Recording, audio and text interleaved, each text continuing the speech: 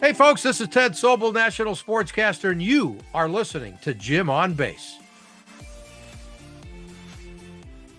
The Jim on Base show has teamed up with my new friends at Old Hillside Bourbon Company.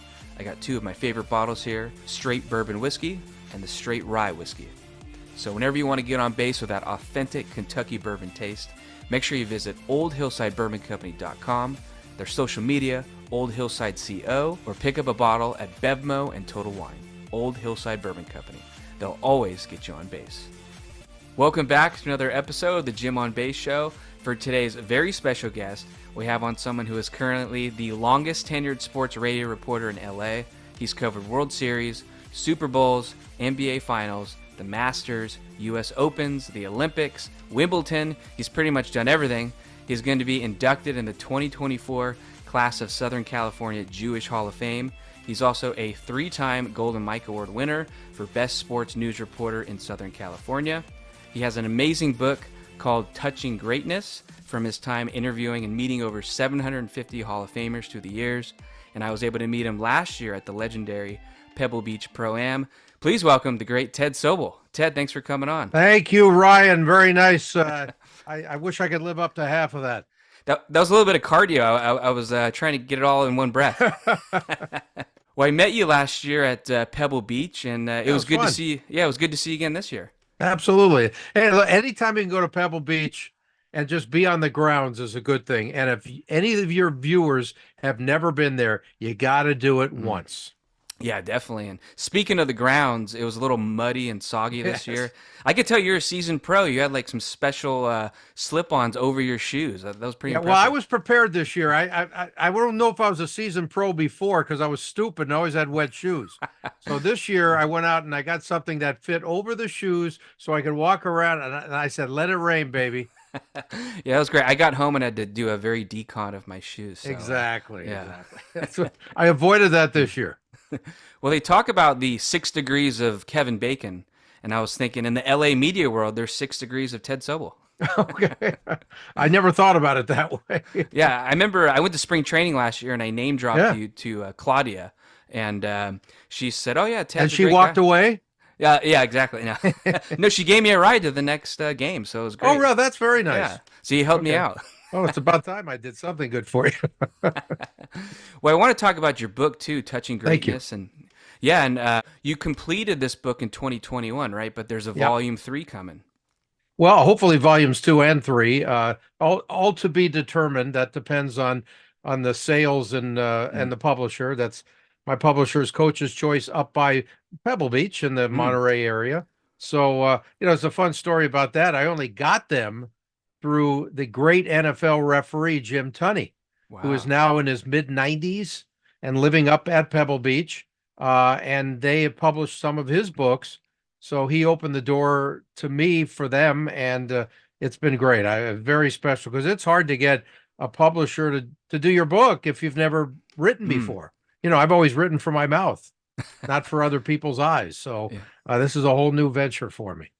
Well, I'm glad that you got the deal because it's a great book, and thank you. It took you 3 years to write, right? So I was wondering, did you kind of have like a diary through the years, or how did you do it? That's a very good question, and not really. I would say in the early 2000s, so I started literally writing on just little 8.5 by 11 pieces of paper, little scribbly notes.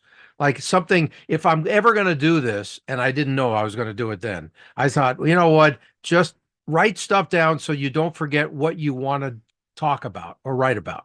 So I literally, sometimes it was like all over the paper. It wasn't just, this beautiful outline, just really ugly scribbles. And then I put them in a little folder and throw them in the desk drawer and forget about it. And as the years went on, I looked in there and I said, wow, there's a lot of good stuff on there. Now I got to be able to read it. And then I started to organize it a little bit, and I didn't even decide to do it until about 2019.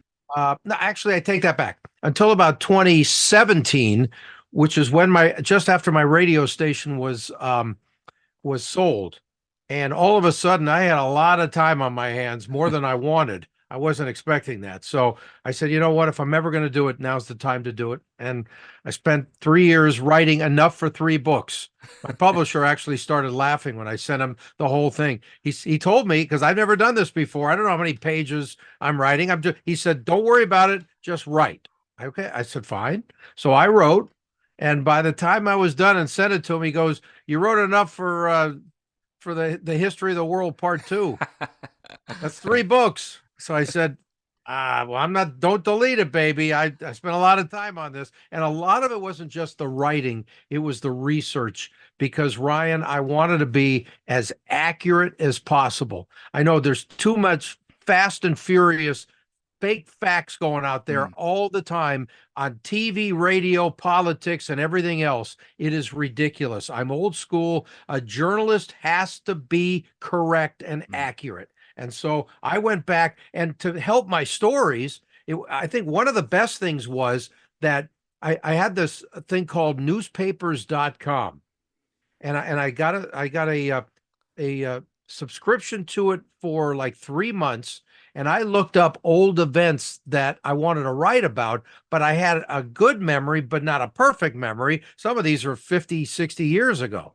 wow. So I looked them up and then it brought back all this. I read the articles, read if it was sports, I read like the box score. And oh yeah, I remember that. That and that's how it brought back a lot of the specifics in it. But that was the hard that literally hundreds of hours Wow. researching. So it was 1,000% accurate.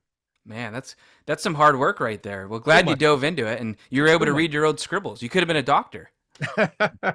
That's a good one. Well, you were raised in Culver City, California, right? And That's correct. I know there's a lot of great movies that have been made there, like Gone Yep. with the Wind, some classics. And did you grow up kind of sneaking into the MGM movie lot or? Yes, I did. I did it a couple of times. Um, it doesn't exist anymore. It became Sony Studios, I guess, a couple of decades back, and the old days are long gone. But boy, that was unbelievable. And wasn't just movies; it was also TV shows in that Mm. area. A lot of the TV shows from the '60s and the '70s that are on maybe Nickelodeon now or whatever. Like the Andy Griffith Show. Oh yeah. Guys your age, you probably heard of it through the 18th version of their reruns, right? Well, Yeah. they were live when I was, well, not live, but I mean, current when I was watching them, and they were a lot of those were made right down the street from where I lived. Wow. So I wrote about what it was like in those days. Sometimes you just be riding your bike down the street and you can't go continuously on that particular street because they cut it off because they're doing a show. They have it all cordoned off by the cops, the local police, and whatever. And it was just an amazing time. And then a lot of people around the whole world, they might be watching the show and they're watching because they like it. I'm watching because like, hey, I know that tree, I know that corner, that kind of stuff. So That's it was fun. And I wrote a lot about that too in a chapter about growing up in Culver City in the '60s. Yeah, and you're right down the street from all that, and your whole family's kind of involved in the entertainment business, right? You got your mom, Sherry. She was a singer and spent time singing with the Frankie Ortega Orchestra, right? And Yeah. so were you a big music fan growing up? I imagine. Oh, I was totally into music. My father had nothing to do with show business or entertainment. He made women's clothes. So not exactly there was nothing entertaining about that at all. Especially when I was a kid, we would walk down the street like going to dinner and there'd be some dress shop and he'd always stop and say, "I got to look at those things in the window." It's like, "Oh God, not again." That kind of stuff. But Your mom my probably mother liked it though, right? yeah, right. But the one thing that and I wrote the story because I thought it was so unusual. If it wasn't for the fact that my mother was a singer, I wouldn't exist. Mm. Because I wrote the story about how my parents met, and I thought it was fascinating. My mother was on her way to sing for the USO in Europe, and she was living in LA at the time, and she flew to New York for a couple of days before they were on their way to Europe, and she ended up meeting my father at a club there where she was singing just for a couple of nights. And thank God my dad was persistent, said, I got to meet that woman because if he didn't do it, there would be no me. So thank you, Dad. Wow. Does the voice carry over? Can you hit the high notes or? Sometimes in the shower, yes. Yeah. Yeah. Yes. I love music, and there's a lot of music in my book though too. Growing up in the late 60s in LA, there was an area you may have heard if there's been a lot of several movies made lately about Laurel Canyon. Mm. Have you heard about that era? Yeah, definitely. Okay, so I don't know if you're an old school guy from a music stand. Maybe your parents exposed you to the music of the 60s, and the Eagles and the Beach Boys and all those kinds of guys. They were all from that neighborhood, and Buffalo Springfield and Yeah. Crosby, Stills and Nash, and just some great stuff. And I grew up for about a couple of years. I was in that area, and I used to hitchhike right down the street down Sunset Boulevard, right past that area. And I wrote a whole chapter called Laurel Canyon Days. That's Daze, because there was a lot of drugs in those days, and different types of drugs than I think most are growing up with now. I was never into it. That's probably the only reason I remember those days, because a lot of guys don't. So anyway, but I wrote about some fun things and what it was like seeing at the Troubadour and the Mm. Whiskey a Go Go, and what it was like in an unbelievable era that it will be remembered forever. And it shaped music for around the world. Mm. All of that music was coming from California, but specifically the Laurel Canyon area. Well, did you see that movie, that documentary that came out? Jacob Dylan was the host, Echo in the Yes, as a Canyon. matter of fact, I met Jacob for about 5 seconds. Oh wow. Uh, they did a premiere in LA, and I went to that one. And afterwards, they had a Q&A with Jacob Mm. and a couple of the other guys in the movie, and it was just spectacular. He did a great job. I Yeah. was not that familiar with Jacob Dylan, so I looked him up. Now I know more about him, and it's like, wow, Bob Dylan's kid's pretty impressive, huh? Yeah, and that movie had I think Tom Petty's official last interview was in that Yes, movie. exactly. And it Yeah. was great too. He was really candid. Yeah. I never met Tom, but it's an unbelievable era. So you did see the movie then, right? Yeah, it's great. I saw it a couple Okay. times. Now, Yeah. what would cause you to see that movie? I'm curious because again, that wasn't your era. That would have been like whatever. That was old news. Well, I'm an old soul. I like the older stuff, and I'm actually Okay. a big Jacob Dylan fan. I love the Really? Wallflowers. So Okay. yes, when I heard he was kind of hosting or narrating it, that got me Oh, excited to go see it. Yeah. yeah. Was he also involved in some of the production, I think, right? Yeah, and he did some singing in it too. Oh, that's right. I Yeah. do remember that. No, that they did a great job on that movie, and they really covered a lot. Hmm. So, but all it did was bring back a million memories to me because I lived it. But at the same time, I thought Jacob was right spot on. I mean, his interviews were outstanding. And he looked cool doing it too. He looked like Yeah, the he rock really did. star. Yeah. Yeah, yeah. So, no, I love when he was in like their living rooms and they just sit Yeah. there and strumming a guitar and talking about the old days, right? Yeah, exactly.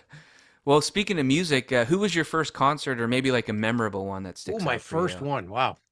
I don't remember my first one, but I remember some of my favorite first ones. I used to go to see I saw the Eagles, but before they were the Eagles, and I talk about this in my book a little bit. I saw Glenn Fry and Don Mm, Henley of the Eagles playing as a backup. They were just in the band for a few months with Linda Ronstadt. wow. And you do know Linda Ronstadt. Oh I'm sure yeah, she yeah. she was in that movie too. I'm Hmm. I'm sure. And Linda was always doing her shows then barefoot. Mm, She she never used to wear shoes on stage. And I was like, just a couple of tables away from the stage. This was at the Troubadour as well. And so I saw them back her up. That was phenomenal. That was the wow. Silk Purse tour. That was one of her albums from like 72, maybe Mm, 73, somewhere in there. But early on before that, I got a chance to see my brother saw the Beatles at the Hollywood Bowl in Dodger wow. Stadium, but I was a little bit too young. Unfortunately, I missed that, and unfortunately, they didn't invite me, which is a sore spot for me forever. I would have loved to have been there, but I Yeah. have seen like Paul McCartney and Wings when they Mm, when they just after the Beatles broke up. I saw them at the Forum here in L.A. wow. and it was an incredible concert. But I think the maybe the best concert I've ever seen was the Eagles Hotel California tour Mm, when the song came out, whatever year, 75, I guess, 76, somewhere in there. And that was at the Forum in LA. And that was perfection. It's one thing when you hear a great song on an album and how well it's produced. It's another thing when they do it live. Yeah. and it's just as good, if not better. Because a lot of bands, it's not even close to the what you hear Mm. in the song on a recording, right? Yeah. But the Eagles were it was incredible. The whole few hours was just fantastic. Well, that's awesome. A classic band there. And another cool picture that is in your book, and you have multiple photos with them, is Yes. Robbie Krieger from The Doors, right? So, Yep. and you're holding each other's books in one of the photos. Yeah, his book came out, I guess, about a year and a half ago or so. I know Robbie a little bit through a photographer friend, and Paul Lester has been covering golf forever, Mm. and his dad was an actor. He was in one of the Rat Pack, or maybe a couple of the Rat Pack movies back in the early '60s, Ocean's 11, Oh, yeah. and Paul introduced me to Robbie but Robbie's a big golfer. He plays Mm. all the time. And so he introduced me one time when I was the 18th green announcer at the Kraft Nabisco, which is the LPGA tournament was up until last year, was Mm. there forever. Now they moved it to Texas, which is a real sad, pitiful thing. But it's all about money, baby. It's Yeah. not about tradition anymore. But anyway, so I was 18th green announcer. I used to introduce the women as they're coming onto the green in that major tournament on Wow. their tour. And Robbie used to play the Pro-Am. So Okay. I met him through there. We played golf together a couple of times, and he's just a great guy. And he's still playing. He's just started a new band. It's called the Wow. the Soul Savages, I believe, is their name. And they have a new album, and he's playing all over the place. And he's like 81 or 82, and he still Wow. sounds great. It's fun. He's not much of a singer. He's more of a guitar player, and he wrote "Light by Fire" and some of the big Mm. hits for the Doors. So it's fun to hang out with him sometimes. Well, it's funny that you mentioned that because I'm trying to have his drummer on, Franklin Vanderbilt. He's the drummer Really? for Lenny Kravitz, and that's Oh, my okay, favorite great, artist. So hoping to get him on too. We'll talk nice. some Robbie Krieger. Yeah, I don't think I've met him actually. Yeah, big guy. Yeah, he's from Okay, I've Chicago. met his organist, Ed. I can't think of his last name. It should come to me, but real good organ player. Mm. But yeah, unfortunately, even the remaining two doors, they don't play together anymore. So now it's sort of the Robbie Krieger version Mm. of, and then whoever he has around them. But they're all great. Well, we talked about entertainment running in through your family. Your uncle, right, Carl Foreman, Oscar winner for best written adapted screenplay for The Bridge Over River Kwai, right, and that won Yeah. Best Picture. Yeah, Carl was an amazing character. He was part of the blacklisting, unfortunately, of the Mm. of the McCarthy era back in the early '50s, and he had to leave the country for Wow. a full quarter of a century if he wanted to work. Those guys Wow. were. He had friends that committed suicide, part of the blacklisting, because they just said, "Hey, my life is over. I can't do what I want to do," and they killed themselves. Wow. It's a awful era. A little concerned we're getting close to some of that Mm. coming back with the craziness going on in the government and stuff. Yeah. So hopefully that won't happen. But at the same time, my uncle Carl was an amazing writer. He wrote High Noon. He wrote Guns of Wow. Navarone. He wrote Born Free. A lot. He got nominated for 7 Academy Awards, but his movies were in the 20s of Wow. nominations. And so he only won one. And the story about that is an amazing story. It's not that exact story is not in my book because I had too many, so we left that for another volume. Mm. But the quick version of it was that because of the blacklist on Bridge over the River Kwai, they had listed on the movie the guy who wrote the book, not the screenplay. And Oh, the guy who wow. wrote the book was Pierre Boulle, who was a Frenchman who didn't speak or write English. But he won the Academy Award, and it was like Uh, he didn't even write it. yeah. That's the way it was in 1959, right? Wow, that's So, crazy. so yeah, it is crazy. And how would you like to spend whatever amount of time writing a screenplay and get zero credit for it? Yeah. I mean, it's like that's what your life's about, right? So that's the way it was with Carl. And the night before he died, he had brain cancer, Mm. and the night before he died, it had nothing to do with his health. It just happened to be the timing. They sent him a note saying that we're overturning what happened back in the '50s, and Mm. we're crediting you not only on the next version when they redo the movie and change the screen, who wrote the screenplay, they're going to put your name on there, and you're also going to get your Academy Award. So he found Wow. out that, and then the next morning he died. Man. So how's Well, that for timing? yeah, I guess he got his due, sort of. Yeah, yeah. I At mean, least while he was alive. Yeah. yeah, exactly. Barely, but what are you going to do? I mean, it's better than nothing, but it's Yeah. part of the Yeah. story, and hopefully he'll get it out in a future volume of Touch of Greatness. I talk a lot about all of his movies and some of the inside stuff. You know what it was like working with Gary Cooper on Mm. High Noon, which is an absolute classic movie, and to this day, a lot of people think it's the greatest Western of all time. So it's just fun to talk about, and Carl gave me some good insight, and I'll have some of my interviews with other people that were in Mm. his movies talking about working for him as well, what it was like in those days. Oh, that'll be great. Well, Yeah, when are you gonna write a movie? I'm not a It writer. runs in the family. No, that's not for me. Never. It's not in the cards. It's not in the books. It's not in my brain. It's not going to happen. But thanks for asking. Yeah.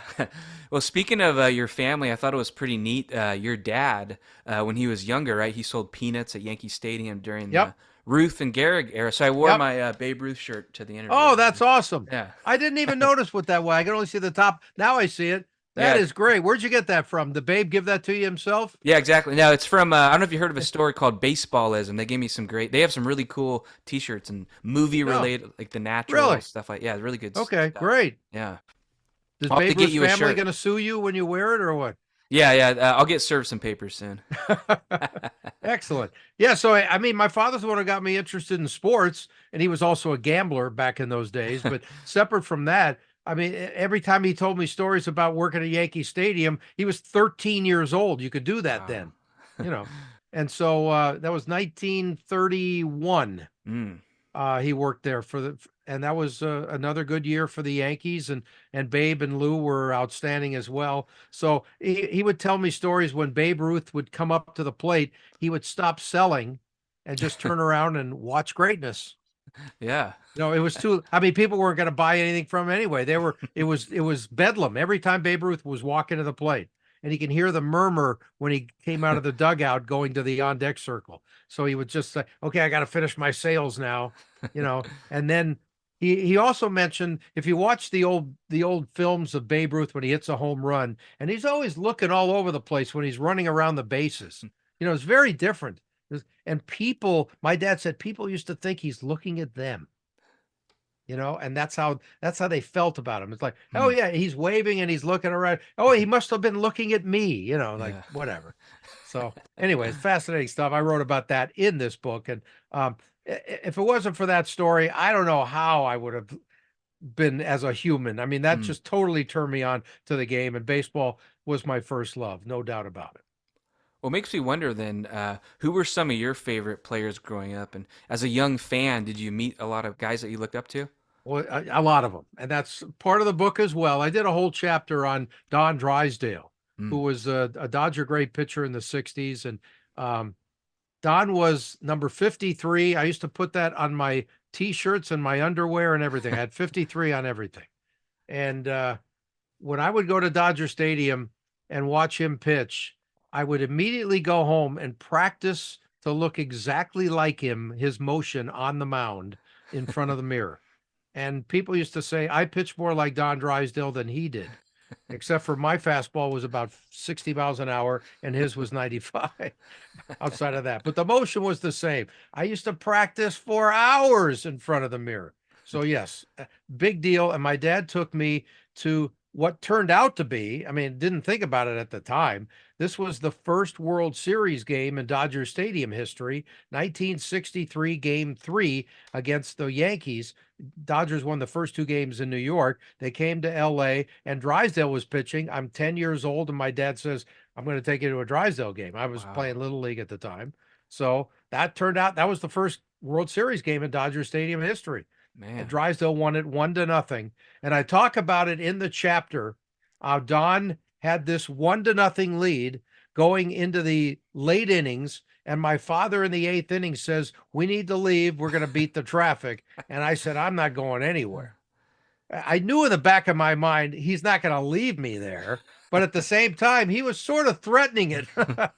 I knew it wasn't going to happen. But the bottom line was that I stalled. He went to the car with my two brothers, And I stalled long enough to watch the final out, which was a fly ball to the right field bullpen gate that my favorite regular daily player, Ron Fairley, was the right fielder. He went back to the wall, caught it like this, one step from the bullpen gate, and the game was over. Wow. And anyway, bottom line is that if that goes over the fence, we got a 1-1 ball game. I probably would have ran to the car and said, hey, we're tied at 1. Then I ran back to the car. We left. We did beat the traffic. And I said, you probably have no idea what happened. He goes, we're listening on the radio. I know it was a long fly ball. Let's get the hell out of here.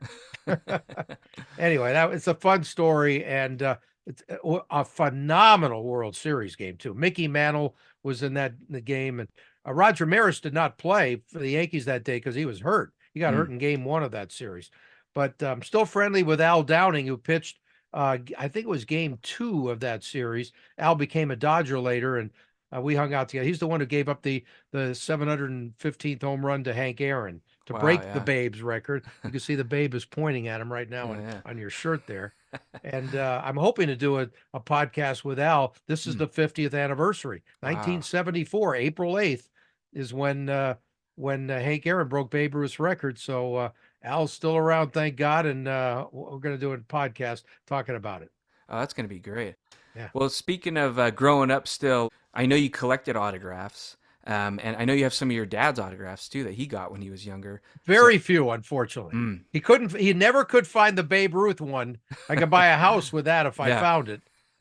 But he did tell me the one time he got Babe Ruth's autograph that he remembered.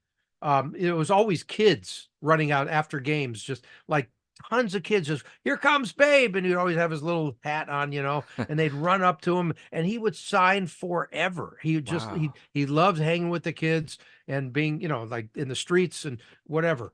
So my dad got one once and he said he was so nice to all the kids. But he never could find it throughout the moves, somehow he just lost it. So the only ones I got left were, 2 of them were Babe's roommates. And I still have that, but outside of that, it wasn't what I would have liked. It would have been great to have Lou Gehrig and Babe Ruth's autograph, but what are you going to do? Well, you have some good ones yourself, and one that jumped out to me in the book, you have, it looks like an 8x10 signed by the Three Stooges, right? That's got to be pretty valuable. Yes. I thought we were talking baseball. Yeah. Well, that one, I was probably 7 or 8 years old, and my dad was going to take me to downtown LA where the Stooges were promoting a new movie. And they were at some bookstore. So maybe it was a book as well. I don't remember. But, you had to stand in line and they would give you these little cards with their pictures on them and then sign them and shake your hand, that kind of stuff. Too bad we didn't have cell phones in those days. It would have been great to get a picture. But Mo Howard handed me the card. We call him Uncle Mo. And Mo, he signed the card for me. And he just said, it's nice to meet you. And he shook my hand and I walked past and I shook Larry's hand. And then the fake Curly, who was like the 4th one or whatever. Yeah. And they all shook my hand and we just walked away. So, but it was fun to meet them. And then about maybe 10 years later, we moved into Mo's neighborhood. Wow. And I used to see him walk up and down the hill very often. That was his exercise in his later years. And it was a steep hill. I was impressed. And I never bothered him ever, ever, ever. But one time we're driving down the hill with my father. I think I was probably just about the time I was getting my license, right? And so we're driving down the hill and I rolled the window down and I saw Mo as we're, from afar. So I rolled the window down and I yelled out, "Hey, Mo," like in the movies, they always said, "Hey, Mo." And he just like this, he looked up like, I'm busy concentrating on my brisk walk. Yeah. And that's the only time I had an interaction with him on the streets of LA. But I saw him a lot of times walking. Wow. I didn't want to bother him. He was like, he had his blinders on, this is my exercise every day. So anyway, he's been gone a long time. The weird thing is that he is now where my father is buried and they're interred near, not far from LA airport. He's in the same little section, my dad, with Mo Howard. Wow. That's pretty funny. weird. Yeah. So they ended up neighbors for eternity. Yeah. Well, do you remember the first time you walked into a clubhouse or a locker room? Was that like intimidating for you? Because I got to do it last year in spring training and then throughout the season, and it was fun, but always a little bit. I'm always a little bit nervous, you know. That's a great question. And I really don't remember the first time. I remember so many things. I'm surprised I don't. Um, but the first time I was ever in the Angels locker room in Anaheim was a great story because it just happened to be the night of Nolan Ryan's third Mm, no-hitter. wow. And that game was like there was, I think, maybe 10 or 12 days left in the season. It was very late in September. The Angels, I remember doing the research on this, so it's still in my brain. The Angels were exactly 30 games out of first place. So it totally meaningless game. It was against the Minnesota Twins, 1974. And so this is the 50th anniversary of that too, then, right? Wow. Yeah. Anyway, so they had themselves a no-hitter late in the game, and Nolan was wild as usual. I think he had like 15 strikeouts and 8 or 9 walks, something like that. But it came down to the ninth inning, and the second to the last pitch of the game. Ryan, this is unbelievable. Second, I mean, you don't know it's the second to last pitch at the time. After the fact, we know it. It's a foul tip over, and Nolan did this a lot because the way he threw, it was so hard, and his fastball would rise, Mm. and the guys would foul tip them over the backstop screen a lot. And this one, I'm in the press box. First time I was ever credentialed to an Angels game, 1974, right? And I wasn't in the media, by the way. I wasn't in the, I mean, I wasn't in the writers or a Mm. writer or a reporter. I was helping the writer. So my first credentials were a company called Sportscom, and we had a giant fax machine that you would crank, and I would work with the visiting media, or sometimes the home media too. And in this case, it was the home guy. The beat writer for the LA Times was typing away on his typewriter. He'd rip the paper out, hand it to me, and I was a runner. And I would run back to this little room, stick the paper in this thing and crank it, and that would go directly to the LA Times. And that's how it Wow. was in those days, right? That was my first way of getting in as a credentialed member of the media, although I wasn't media. I was just a runner, right? But it got me into the games, and that's how I got close to people. It's all the first line of my book, Ryan. My dad said, whispered in my ear when I was born. It's all who you know, kid. So I got to know these guys by being there on a regular basis as a runner, and before you know it, you're just become friendly with everybody. And that's how you sort of get your foot in the door. And Mm. that's what I did from a credential standpoint. So it's my last year was my, I should say, yeah, I guess late last year was my 50th anniversary of my first credential. Wow. So that's why I got in as a 20-year-old. I wasn't really writing or reporting yet. I did that the following year. So it wasn't that far afterwards, but still. So one of the things I did was I'm ripping these sheets out, sending it back to the LA Times. When the game was over, I'd never been in the Angels clubhouse before. It was my first game. And the foul tip was in the chair right next to me, hit the chair. I just picked up the ball and I said, I looked up the next pitch. He got him out. I said, I got a no-hitter ball. I mean, that's pretty Wow. neat, right? Yeah. It was literally the second to the last pitch in the game. So instead of, I didn't need to be in the clubhouse because I don't write, but I said, I'm going down to the clubhouse. I want to see what it's like, right? So Yeah. I had the credentials so I can go down. I didn't do anything. I just, and by the way, no hitter, you think Nolan Ryan, TV camera, it was probably 5 guys standing there after the game. There was nobody there. It was a meaningless game in September. It was I think like 12,000 people in the stadium, and it Wow. was fan appreciation night. They giving out stuff. Nobody cared. Absolutely nobody cared. So Nolan throws a no hitter in a meaningless game, but it wasn't meaningless because of a no hitter. So when the few handful of guys finished talking to him, I'm standing right there, and I just said to him, "Hey, Mr. Ryan, I got your last ball." And he says, "Oh, that's awesome." And he ripped it out of my hand and he signed it to me. Oh yeah, there's a picture in the book, right? I think I do. I can't remember. Yeah. I've got so many pictures. If not, I can bring it over here if you want to see it. It's right Yeah. over here. But anyway, bottom line is that he was really nice, and now 50 years later, I still have it. That's A awesome. no-hitter ball. Wow. Isn't that great? Yeah, well, I was going to ask. I mean, that's better than keeping a media pass. But do you keep your any of your media passes or credentials through the years? Do I keep them? About 10,000 of them I still Yeah. have in boxes. I still have the one from that day, but it doesn't have my name Wow. on it because it says Sports Cop. Okay. Remember, it wasn't me. It was sport. It was the company pass that I used. But yeah, I still have that one. That's awesome. Yeah, it's great. I think I sent you a picture so you could show it. Yeah. Yeah, it's a picture of if it's not the credential, it's with Nolan holding up the ball. It Yeah. says, Yeah. like his third no hitter, and then it's a collage with the ball itself signed to me. Yeah. And there's like number 3, I think, written on it too Yeah, on the ball. exactly, Yeah. exactly. That's his third one. Wow. So Well, you. unbelievable. And in those days, Yeah. we thought, nobody's going to ever surpass Sandy Koufax 4 no hitters. He went by Sandy. He just Yeah. kept going. It was unbelievable. Well, we were speaking about all your years in the media, and you were most recently named to the 2024 class of the Southern California Jewish Sports Hall of Fame. So Yeah. that's got to be quite the honor. And I thought it was interesting. I had Ken Korak on recently, and he's in the Northern California Jewish Oh, Sports. really? Nice. Yeah. I don't know Ken. I think I met him once, but I don't know him at all. He's very, very popular up in the Bay Area. Yeah. My Yeah. my buddy Paul Olden knows him extremely well. Yeah. Do you have your speech ready for the Hall of Fame, or when is No, that? that's going to be in June. Okay. I'll just have. I don't use. I'm not good at speeches. I would rather wing it, sort of Mm. like I'm doing here.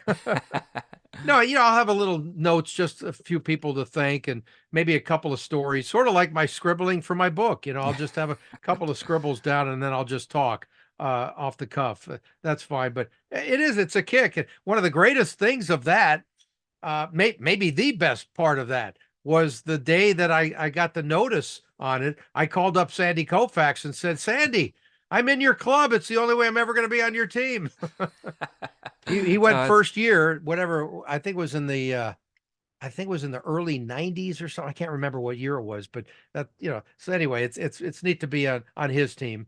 And yeah. it's pretty special to be able to talk to Sandy about anything because he's now up. I think he's 87 or 88 now, Wow. and still looks great. See him at Dodger games a couple times a year, and it's a total pleasure to say hello to him anytime. He's as good as they get. Well, one thing I wanted to transition over to golf. Sure. When I was at Pebble Beach a couple weeks ago, when I saw you, I was able to get some of the celebrity athletes on. And one of the questions I said was, "Do you have like a dream course or somewhere that you'd like to play that you haven't gotten to yet?" And the most popular one was St. Andrews. And I know you've been there. You have a picture on the iconic Swilken Bridge. Yeah. So you've kind of lived the dream. Yeah, but I didn't play there. I couldn't get on. A buddy of mine, I waited, like I've covered a handful of British Opens. So when they played at St. Andrews, I tried to get on the next day while I was still in Mm. town. And I waited one day. I waited from like 7 a.m. until 5 p.m. and never got, remember, it's light later there that time of the year Ah, in July. I mean, there's the sun until like 11 o'clock at night, so wow.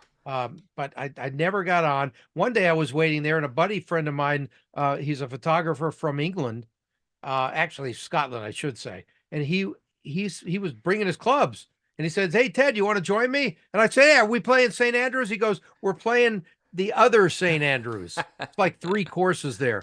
And I said, "I want to play the old course," and he said, Yeah. and some days if you did it in advance, I might have been able, but I never got on. I played the new St. Andrews, and I played a different one that's attached to the old one, but I Oh, never got a okay. chance to. But I covered the tournament twice, when they had the Open Championship there, so that was fun. But I Yeah. did play Augusta. Wow. I played Augusta National. I covered the tournament several years, and I won the media lottery.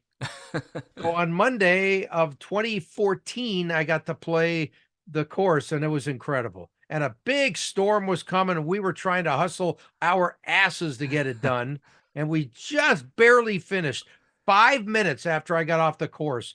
It was like a thunderstorm like you couldn't believe. I mean, just pouring down. So we lucked out. I got off the 18th green, and I'm saying, hey, poor baby, I don't care what happens. Fun stories about playing on that course. And I shot an 8 on number 12, the famous par 3 over Hmm. the water. Yeah. I hit 3 I had, was it 3 in the water? in Ray's Creek. I chipped in from the area in front of the creek. I chipped into the trap behind the hole. This is Mm. all stuff from it's the same pin placement as Sunday at the Augusta. So because it's the next day. What they just don't cover the course as much and tighten it up or anything because it's just a bunch of idiot media guys playing. They're not going to do anything. So, it was a little bit slower greens, a little bit. They were still very fast. Anyway, I chipped in for an 8 out of the Wow. trap. And then I have a story where the guys talk about that's like the hardest chip in on the whole course because if you miss, the ball's going to roll down and roll off the green and into the creek.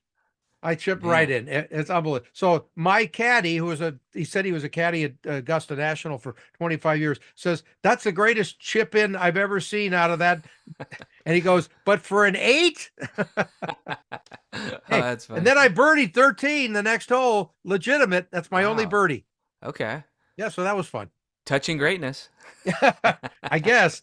Yeah. Yeah. Whatever. But so I don't have to worry about a fun story. Vin Scully, the longtime voice of the Dodgers, he got in an elevator once, not long after he used to come into the elevator after a game and we would wait for him, drop him off, and then we would go downstairs for our post-game interviews, right? Mm. To the clubhouse.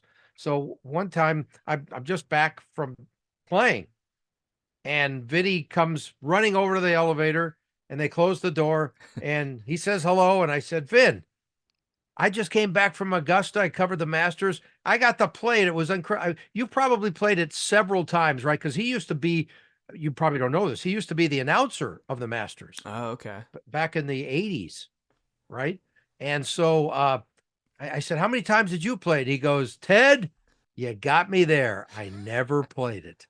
He says, because I had to leave. It was April. He goes, I had to leave immediately to go to wherever the Dodgers were the next day. Never Wow. got a chance. Even during the offseason, never played it. So I got him beat on one thing. That was an amazing day. Well, another great name in sports in the NFL that I've noticed that you see at Pebble Beach, and you've known him for, I think, since he was a rookie or in college, right? Aaron Rodgers. Yeah. So you guys got a special connection there. Yeah. Well, when Aaron was his second year, I believe it was, with the Packers, he was still, remember, he backed up Brett Favre for 3 years Mm. before he ever started. So the second year they were playing a preseason game in San Diego against the Chargers, and I went down to cover the game from LA.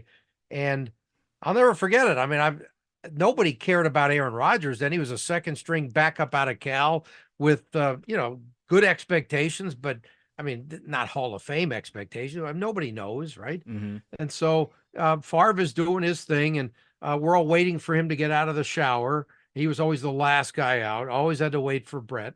And so Rodgers is standing in front of his locker and he's talking baseball. Hmm. And he's talking just a couple of beat writers. I'm assuming San Diego, maybe from Green Bay as well. And I'm just overhearing them. I'm like 10, 15 feet away. I'm just standing there waiting for Favre to get out of the damn shower already. And I hear them talking more baseball. And then he starts talking about the Dodgers. Well, at that time, I was with the Dodgers station, KFWB. We were the station for 5 years. So when they broke up their little chat, I just wandered over because I was just killing time. I said, hey, I'm Ted Sobel with KFWB in LA, and we're the Dodgers station. And I heard you guys talking baseball. And he says to me, Dodge, it's the first words, and it's in my book, Dodgers, baby. And I'm looking at him like, what? You're a Dodgers fan? You're from the Bay Area. You can't like the Dodgers. There's no way. And then he explained to me how in Milwaukee, he met one of the Brewers coaches when Hmm. he was in the previous year, when he's with the first year with the Packers as a rookie, and how the guy invited him to Vero Beach after he went from the Brewers to the Dodgers, became a base coach, and went to Vero Beach to see the spring training, and he loved it, and he became a Dodger fan Wow. immediately. He was never a Giants fan anyway, he told me. Wasn't a fan of Barry Bonds.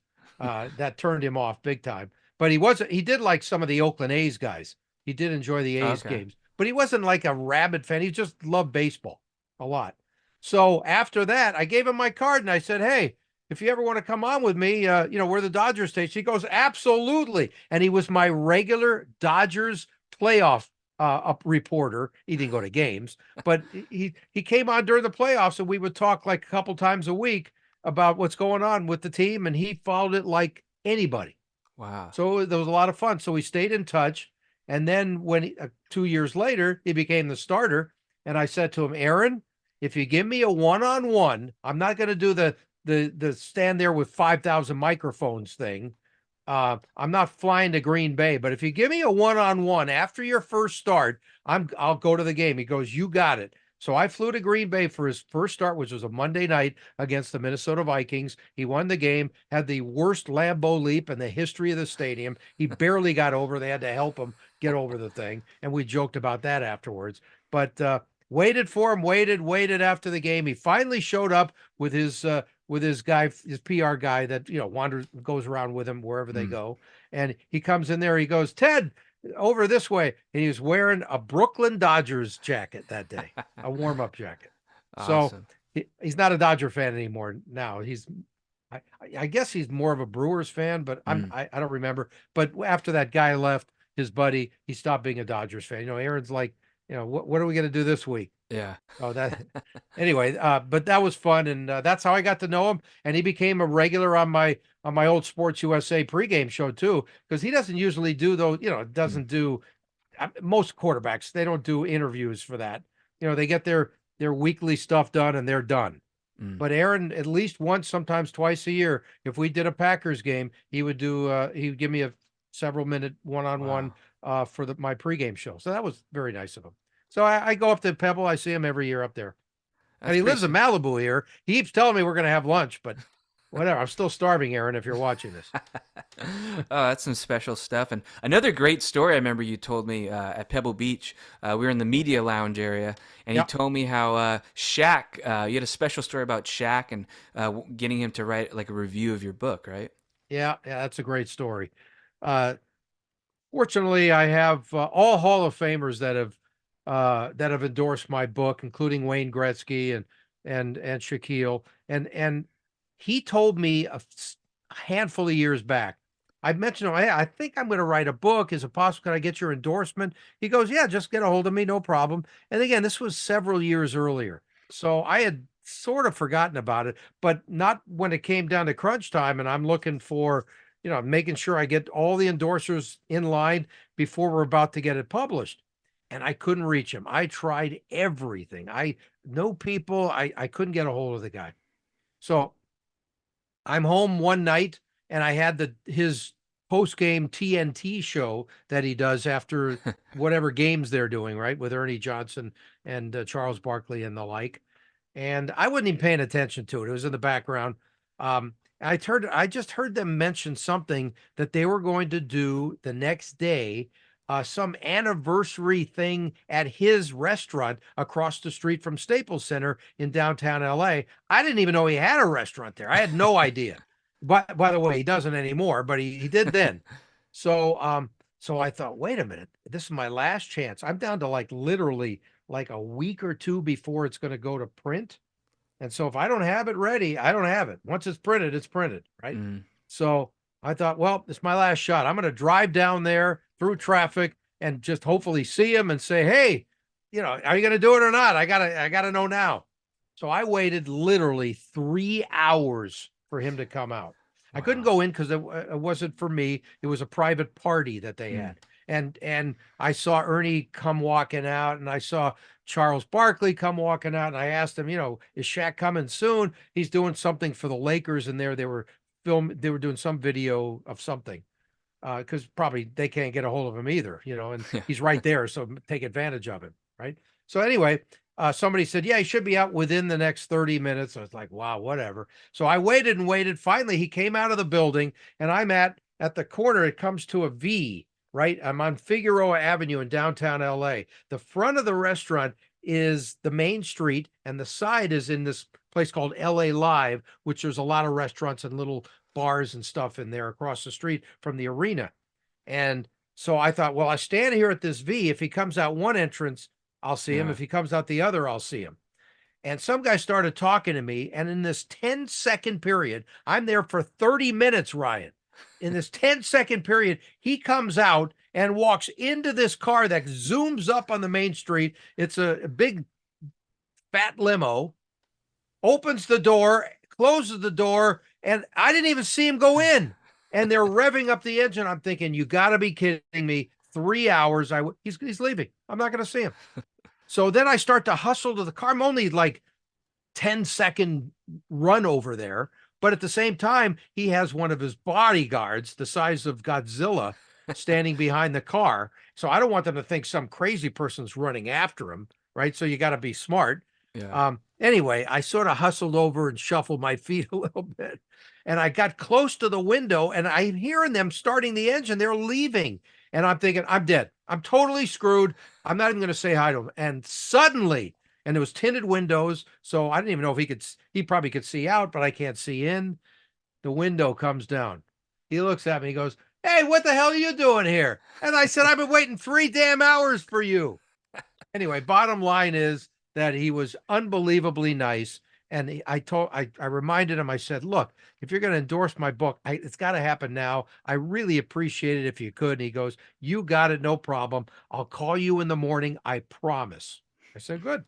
And he drove away. They were going to a game the next night. I think it was up in the Bay Area, actually. Probably a Warriors game. So anyway, he left and I went home thinking, okay, well, that's great. Finally got home. It was worth the wait, right? So I got home and within an hour, I turned the TV on, ESPN, and one of the first stories in the Sports Center that day was Shaquille O'Neal's sister passed away. And I couldn't believe it. Two thoughts are crossing my mind. First of all, feeling obviously just sick for Shaq and what he must be going through. And second of all, feeling self-pity, thinking there is no way he is ever going to call me tomorrow morning. Not now. I mean, I'm the last thing in his mind, right? Yeah. Anyway, it's like, just forget about it. It's not going to happen. I tried, and just it's an afterthought now. Next morning, I get a call, not from him, from his people at his corporate office. He has some offices in Las Vegas. They called me up and they said, "Ted, you may or may not have heard." And I said, "I heard, and I can't believe I'm actually getting a call from you guys." He goes, "Shaq called us to say, please take care of Ted. I promised them they would." And what does that tell you about that kind of a guy? When this happens, a tragedy in his family, and he went out of his way. And we're not hanging out drinking buddies or anything. I just covered his career with the Lakers, and a little bit before that, I did some things with him. And yet he made sure that he took care of me. And he's one of the endorsers on the back cover of my book. It's just an amazing guy. And I don't write about that in my book. But I talk about it so people know he is just as good a guy as he comes across, and even better. Awesome. That's a great story. It is. Yeah, and another big man that's a great guy, as you know. I saw you catching up with him at Pebble Beach, and I got to interview him, and it was a great interview. Pau Gasol. Yeah, great guy. One of the nicest guys in all sports. And yeah, I mean, when he came to Lakers, obviously I was there almost every game, it felt like, and a lot of practices. And so, yeah, it was good to see him. Every time he sees me, he gives a nice big hug. And he's just one of those guys that he's a class act, and people love to be around him. And then obviously he took it extremely hard losing his buddy Kobe, because Bryant was I mean, he's the reason for his ultimate success in the NBA, getting a championship. And he's become very close with the Bryant family, with the daughters. And so that I've seen him there at Pebble the last 2 years, because otherwise I don't see him at all ever again. He occasionally comes down to LA for a game, but I don't go to games much anymore. So and then I think he lives half the year in Spain. Yeah. So he back and forth from the Bay Area. His wife is I think she's from the Bay Area, I believe. And so they have a house up there, and then they spend like part of the year in Spain. So I don't see him. So it's great to see him. And Kobe was a big part too. He's on the cover of the book. Yeah, great picture with you guys. Yeah, and that's the story of that picture is in the book, because we're in the media. We don't take pictures with athletes. We shouldn't. Yeah, it's an ethical kind of a thing. But I have a lot of pictures away from places that it ended up almost becoming like an inside joke that I was doing photographers would take these pictures and send them to me. So it's like, who's the next guy you're going to have a picture with? So that's sort of why I end up with all these pictures. It's like, I'm just an interviewer. I'm not part of that scene. But the same thing happened with Wayne Gretzky. There's a great picture with Gretzky, the night he broke Gordie Howe's all-time goal scoring record, and I'm the last guy left in the locker room, and it was only me, Wayne, and the Kings photographer was standing like 20 feet away. And Wayne looks over, he says, "What the hell are you still doing here?" And I said, "I'm waiting for your buddy Marty McSorley, who's the one who passed him the puck to get the record goal. He's always, again, the last guy out of the shower." I didn't have a deadline because I'm in radio. In those days, you can just hang out in the room all night if you wanted to. Now they kick you out like the early inners are done. It's like, get out of here. You're out of here. It's a totally different world. But anyway, so I'm just standing there waiting for Marty, and Wayne comes in. He goes, and he yells over to the photographer. He goes, "Hey, come over here. Ted's the only guy we didn't get a picture with. Let's get a picture." So that was really nice. And he's holding the puck, 8:02. So anyway, that was fun. And it's sort of Kobe, the story about the picture with him. He wasn't with the Lakers this time. He was with the U.S. Olympic team in Vegas. And we were at their last practice before they were going to Beijing. I think it was 2010, I think. Anyway, whatever year it was, for the Chinese Olympics. And it was the last day, and it's a fun story how I even ended up getting in there. Kobe told the guy, "Hey, let the guy in. We got to practice," when they wouldn't give me a credential because I didn't do it in advance, And I asked for Kobe, and he came out, and he says, another one of those, "What the hell are you doing in there?" He goes, "We got practice. Let the guy in." And then afterwards, he came over. He said, "Let's get a picture." And that's how I got that. And it says USA on his T-shirt. Otherwise, Awesome. I wouldn't have a picture with. I mean, there's pictures of me interviewing him, but not hanging out with the guy. So anyway, that was fun. And the publisher says, "I want that picture on the cover of your book." So that's how it ended up that way. And you said that was the best like odds or winnings you've ever had in Vegas, right? That's not cash related. Yeah, exactly. That's a good way. Yeah, totally. And it was total luck. What it was that I ran into his bodyguard randomly at a hotel the night before, and I couldn't reach the guy in charge of the Olympic PR department. Right? It's like, there's no way. I just figured I'm not going to get in, and this guy's standing in front of me in a line at the Palms Hotel waiting to eat some food. And I mean, it was a 1,000,000,000 to 1 shot. And yes, good odds in Vegas.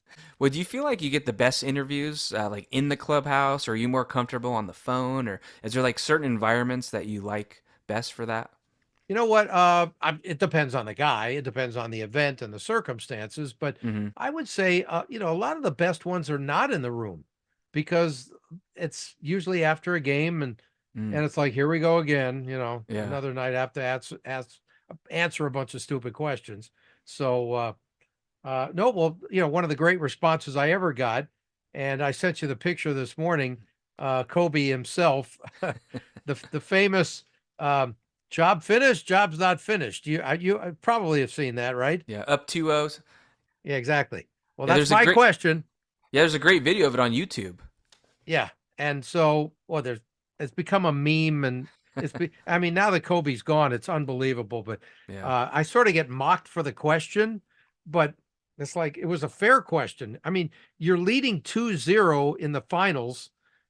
You just won a great game in overtime. Almost everybody else, I just left the locker room. They're all smiling, and they're not celebrating, but they're in a great mood. They're up 2-0 in the finals. And Kobe looks like somebody just hit him over the head with a baseball bat, that he's depressed. So anyway, I thought it was the right question. I even said, I watched it last night just to get a refresher for this if it came up. I watched it last night for the first time in a while, and I forgot that I said, why aren't you happy? Aren't you half happy? You're up to, I mean, it's half of 4 is 2, Yeah. right? So, I mean, he gave me the Mamba mentality look, which was very common in those days. And, he cussed me out a few times, and those stories are in the book too. But yeah, he was a fascinating guy. Very moody, but as he evolved as a person, his last several years, the game wasn't as good, but the person was much better. And he became a great father and unbelievable humanitarian. And he was given back in a lot of ways.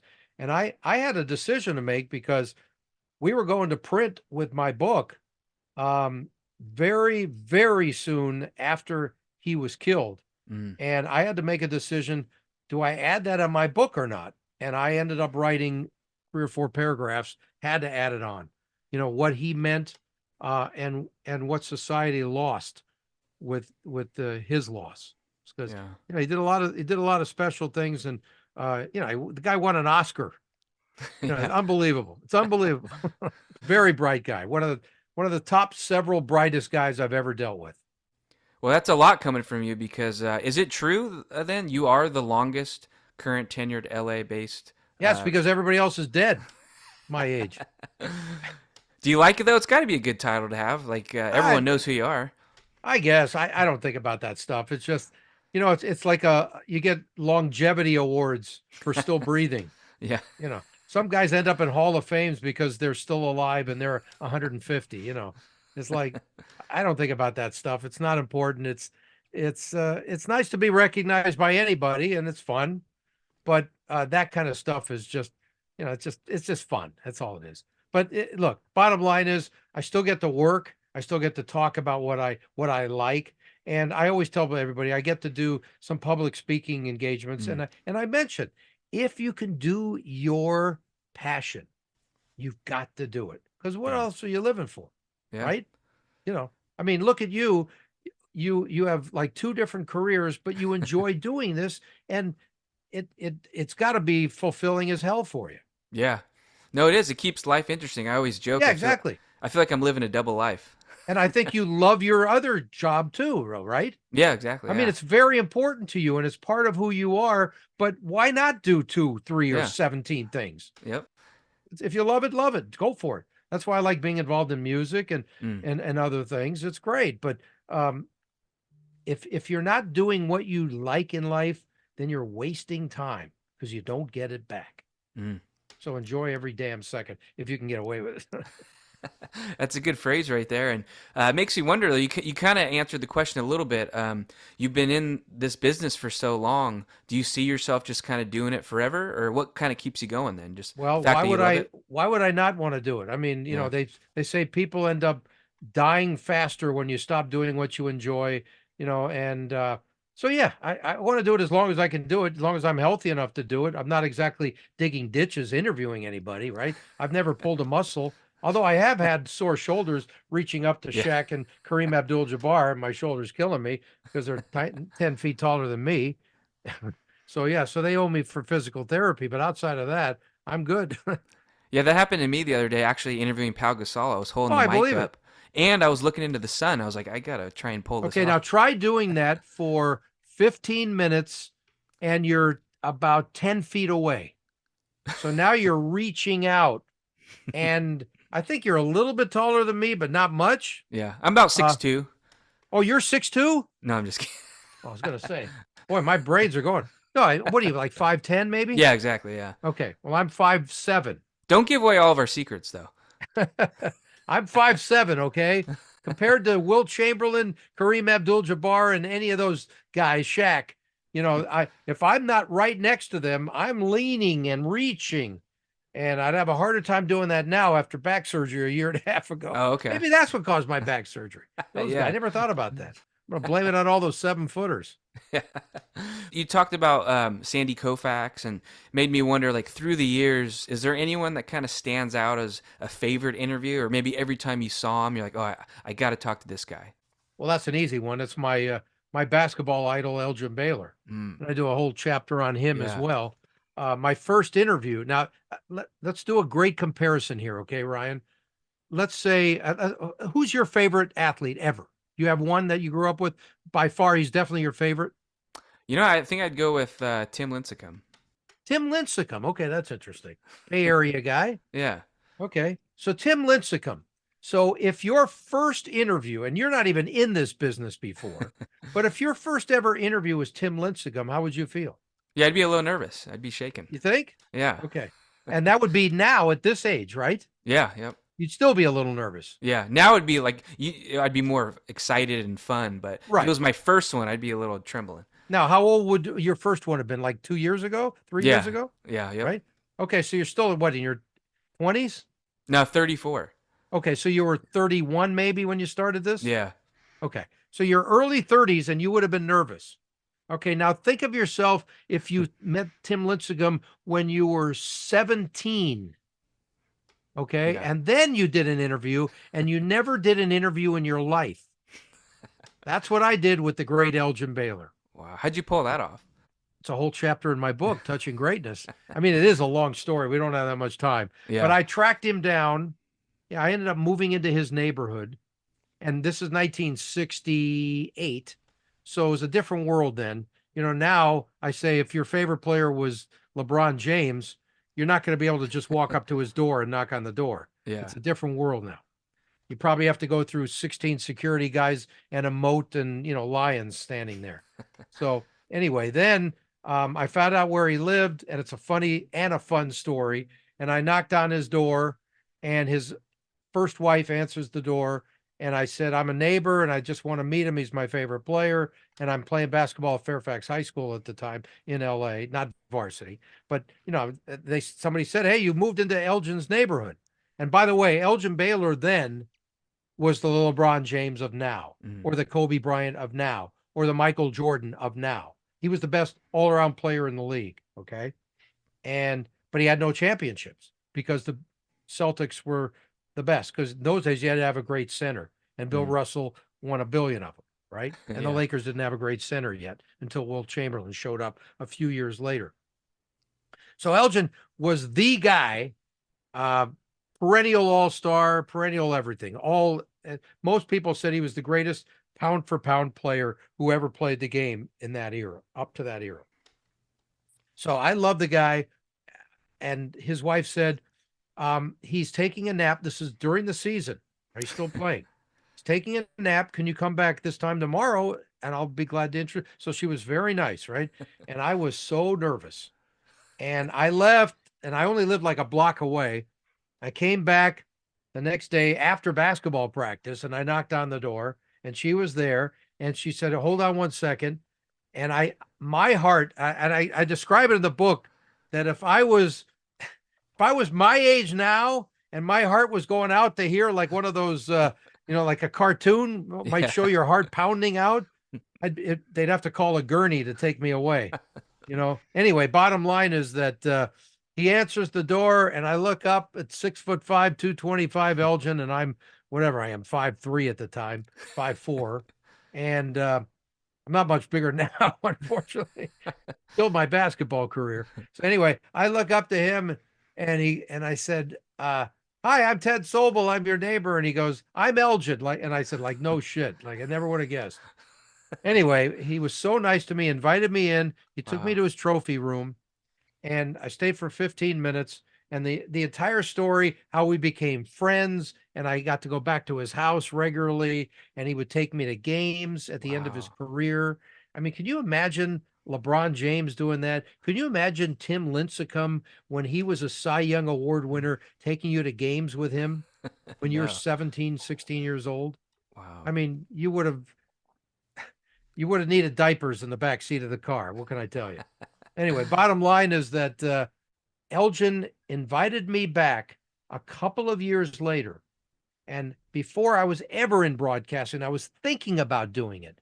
And I asked him, I said, is it possible that you would let me do a one-on-one interview? And this was just after he retired. And he said, no, it'd be a pleasure. So we went Wow. right back into that trophy room, which was if I had a cell phone then, unbelievable picture I would have had. And we sat there in front of his armoire with the trophies, and we did about a 10-minute interview. And I still have it to this day, and it'll be on an audio version of my book sometime. I Wow. sound like I'm 12 years old, and you can hear me. I'm so nervous that I can't even finish the question. It's one of these, like in the middle of the question, I hand the mic over and I'm still talking, one of those things. Yeah. We took a microphone technique class at LA City College in my broadcasting department, but this was after that. I didn't know how to use a mic yet. So anyway, it's pretty funny. And that was my first interview. So yes, Elgin Baylor is an easy answer to that question. He was my Wow. idol, my basketball idol. Wow, that's a great story. And Ted, I don't think we can really top that one. I think that'll be our send off. So, so Ted, thanks again for coming on. And I'm gonna Thanks put for a the invite. yeah, I'm gonna put a link in the bio on how people can get a hold of Touching Greatness and get a copy. Appreciate it. It's on And Amazon, and it's still it's become a passion. I like that word is in the book a lot too. By the way, it's all about passion. If you don't have a passion, what the hell are you breathing for? yeah, And truthfully. hmm And so it's become my passion. And as the publisher said up in the Bay Area, up in Monterey, he told me, he goes, even though your parents are gone, they're going to be proud of the stories that you wrote. And this is to make them proud. And he's absolutely 1000% correct. If nobody ever bought this book, I'm happy that I wrote it for them. Well, Ted, great stuff. And Thanks, like, Ryan. yeah, I can't wait to. I'll let you know next time in LA. We'll have to meet up. Absolutely. Sounds great. And don't work too hard Yeah, with all of your jobs. yeah.